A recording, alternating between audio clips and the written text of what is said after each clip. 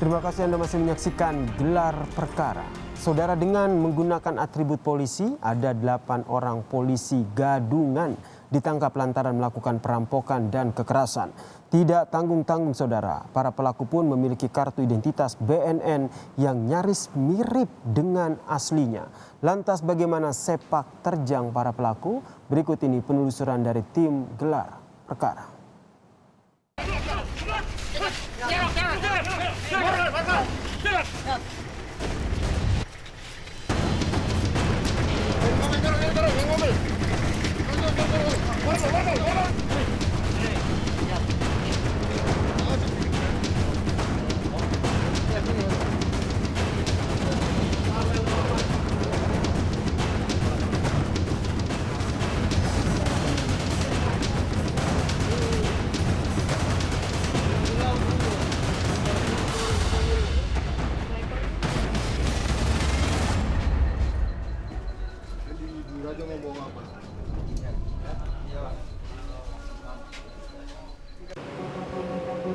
Saudara, belum lama ini petugas unit reskrim Polsek Sunggal, Kota Medan, Sumatera Utara menangkap 8 polisi gadungan yang kerap melakukan pemerasan dan perampokan terhadap sejumlah warga. Dalam menjalankan aksinya, para pelaku selalu menggunakan pakaian dinas Polri lengkap dengan senjata api rakitan yang melekat di pinggang. Lalu bagaimana aksi para pelaku hingga pada akhirnya ditangkap oleh polisi sungguhan? Ikuti penelusuran kami.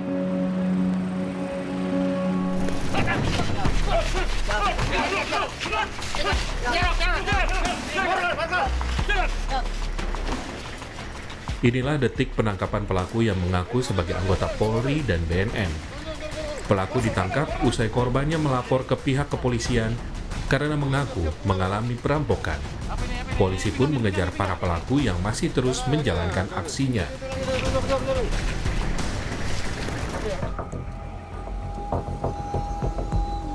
Tim Gelar Perkara lantas ingin mengetahui bagaimana sepak terjang para pelaku. Menurut polisi, jumlah korban dari aksi kejahatan pelaku sudah cukup banyak. Tercatat lebih dari 4 orang yang telah menjadi korban, dengan modus umumnya menangkap warga yang merupakan pengguna narkoba.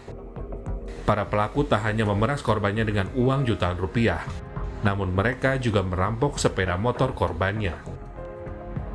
Terungkap kita mendapatkan laporan dari korban bahwa korban telah mengalami perampokan di daerah Ring Road. Dia datang ke sini dengan tergopoh-gopoh, kemudian kita mendapatkan informasi singkat dari dia berdasarkan ciri-ciri yang dia sebutkan dengan mengendarai kendaraan Kijang Kapsul. Lalu kita kirimkan tim untuk melakukan penyelidikan segera mungkin. Pada saat itu anggota kemudian mendapati mereka. Daerah Jenglot juga masih ingin mencari tempat untuk sepertinya mereka ingin mencari tempat menyimpan barang bukti yang mereka amankan itu. Lalu anggota kemudian melakukan penangkapan. Ya, selanjutnya kita interogasi dan kita bawa ke Polsek Sunggal. Sudah berapa lama pelaku menjalankan aksi? Dari keterangan yang disampaikan oleh pelaku, dia sudah beraksi kurang lebih 6 bulan di daerah Kota Medan. Dengan lokasi yang berbeda-beda? Dengan lokasi yang berbeda-beda. Untuk modusnya seperti? Di Kecamatan Tembung, Kecamatan Percut, daerah Medan Kota, dan daerah Kecamatan Medan Baru, Polonia. Untuk modusnya seperti apa? Modusnya berbeda-beda. Ada yang mereka kemudian berhasil menangkap orang yang kebetulan memang orang tersebut membawa seperti peralatan-peralatan untuk menggunakan narkoba. Kemudian mereka mengamankan orang itu atau membawa orang itu ya ke kedai kopi atau ke tempat yang lebih sepi gitu. Kemudian mereka berusaha untuk memberikan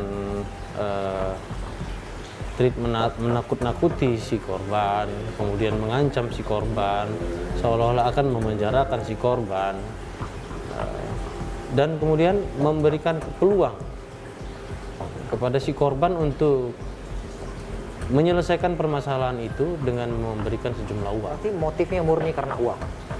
Motif yang kita lihat sampai hari ini memang motifnya untuk mendapatkan uangnya.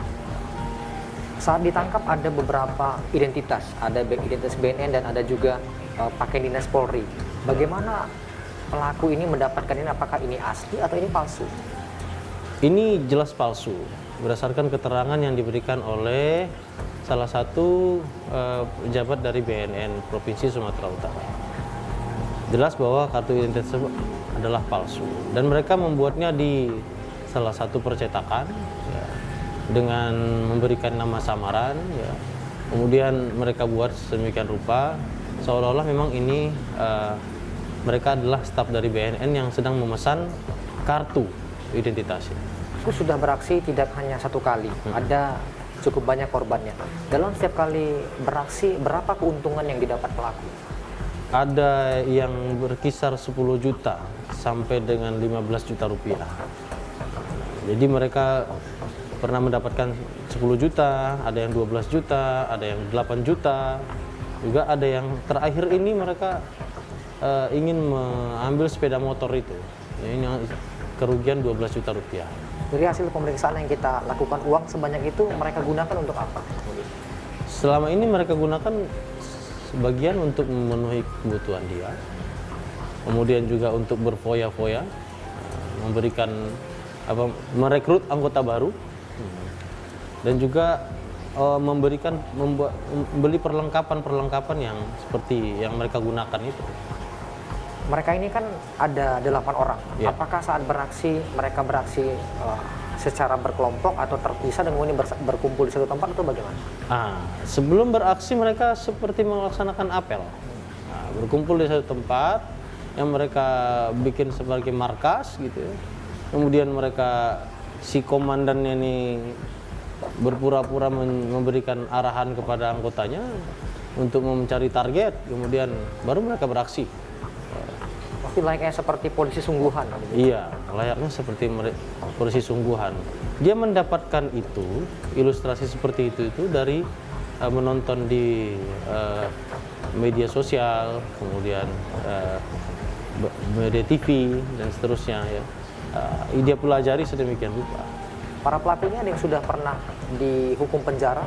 Berdasarkan catatan yang kita dapatkan, si tersangka utama itu sudah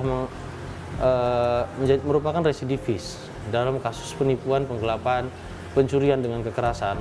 Seperti ini juga sudah 2 kali menjalani hukuman di lapas Lembaga Pemasyarakatan Lubuk Pakam dan 1 kali di Tanjung Kusta. Apakah masih ada pelaku lain yang kita kejar terkait? Ada pelaku lain, komplotan yang sama seperti ini dan juga melakukan modus yang sama, yang saat ini mungkin ya mereka masih belum tertangkap. Mungkin polisi meminta sejumlah uang ya, dengan orang-orang yang tertangkap sebagai pengguna narkoba atau mungkin tertangkap sebagai pengedar narkoba, tidak mungkin kita lakukan. Sehingga himbauan saya kepada masyarakat, mari lebih berhati-hati. Jika memang diamankan oleh yang mengatasnamakan Kepolisian Republik Indonesia atau BNN, cek identitasnya, lihat surat perintah yang dia berikan, kemudian kemana kemudian diamankan. Apakah kantor polisi atau ke kantor BNN yang resmi dan didirikan oleh pemerintah. Mereka kita kenakan pasal 365, pencurian dengan kekerasan, ancaman hukumannya 9 sampai 12 tahun penjara. Budiman, dalang dari komplotan ini mengaku dirinya bersama 7 temannya baru kali pertama beraksi namun langsung ditangkap polisi. Namun sebelum bergabung dengan komplotannya yang saat ini ditangkap, ia sudah menjalankan aksi kejahatan dengan menjadi polisi gadungan dengan beragam modus. Budiman juga tercatat merupakan seorang residivis dengan beragam aksi kejahatan yang dilakukannya di berbagai daerah di Sumatera Utara. Dalam setiap aksinya, para pelaku meraup keuntungan beragam mulai dari 10 juta hingga 15 juta rupiah. Jalankan ini sudah 3 bulan. Sejak kapan?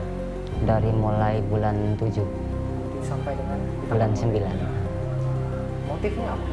Motifnya kita menjalankan ini memakai pakaian polisi, pakaian seragam untuk mencari sasaran maupun narkoba, istilahnya bagian nangkap-nangkap lah gitu. Setelah mereka ditangkap kemudian Kita 8-6 kan. berarti tujuannya uang. Iya, kita jadikan Uang itu untuk apa? untuk poya-poya kita. Bagaimana abang dan teman-teman yang lain menjalankan ini? Karena kan selain abang ada 7 pelaku lain. Apakah dari awal terbentuk sudah 8 orang kemudian Belum. berkelompok untuk melakukan hal ini atau bagaimana? Belum. Yang 7 orang yang saya bawa ini dari mulai bulan 9 ini aja, masih baru. Dari 7-8 itu saya berdua dengan rekan saya. Itu termasuk yang sudah ditangkap juga. Yang ini belum, ini baru aja, Pak bekerja di BNN, belum. yang lain juga tidak pernah bekerja di BNN. Berarti kartu itu palsu. Iya. Untuk target korban yang jadi sasaran, apakah acak saja atau mungkin sudah ada yang menentukan, sudah ada yang memberikan informasi bahwasanya ini akan menjadi target atau bagaimana? Kalau yang saya dari awal itu udah ada kaki, udah ada informasi. Itu sudah ada yang menginformasikan untuk mengarahkan korban-korbannya siapa. Ya, Uang ini yang didapat dibagi rata. dibagi. Bagi saya berdua. Dibagi ke Nah. seluruh. Iya, berdua. Saya masih berdua itu. Untuk yang 7 yang ditangkap. Yang 7 ini belum pernah sekali, baru mau sekali malam itu aja. Baru mau beraksi kemudian ditangkap. Selain mengaku sebagai polisi, apakah sebelumnya pernah melakukan kejahatan lain? Termasuk di listrik saya sering penipuan, Itu seperti apa? pemasangan lampu maupun mengutip tagihan listrik. Berarti pernah mengaku sebagai petugas PLN? Iya, betul. Minta uang ke masyarakat yang seperti apa? Iya, ke konsumen, ke masyarakat. Konsumen yang tidak bayar listrik atau bagaimana? Konsumen yang mau masuk baru, mau masuk pasang baru, Dipasangkan tapi kemudian tidak dipasang listriknya. nggak dipasang meterannya. Hidup lampunya, tapi meterannya tidak ada. Itu pernah dihukum penjara? Pernah, Kasus apa? penipuan. Sudah berapa kali keluar masuk penjara? Sudah 3 kali. 3 kali. Nah, Itu dengan kasus yang berbeda-beda. kasusnya penipuan semua, 3 itu. Untuk yang mengaku sebagai anggota kepolisian, Baru ini. Pihak BNN menyebut jika kartu pengenal BNN yang digunakan oleh para pelaku memang sangat identik dan bahkan serupa dengan yang digunakan oleh BNN.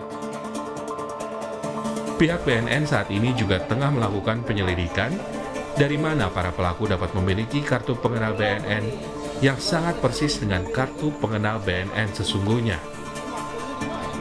Mungkin percetakan itu kalau tidak ada contohnya bisa mencetak, ujuk-ujuk mencetak, tidak ya. Di identitas yang ada, ini memang persis KTA-nya, ID card-nya pegawai Badan Narkotika Nasional. Jadi seluruh Indonesia pegawai BNN baik yang dari Polri maupun dari ASN menggunakan ID card ini.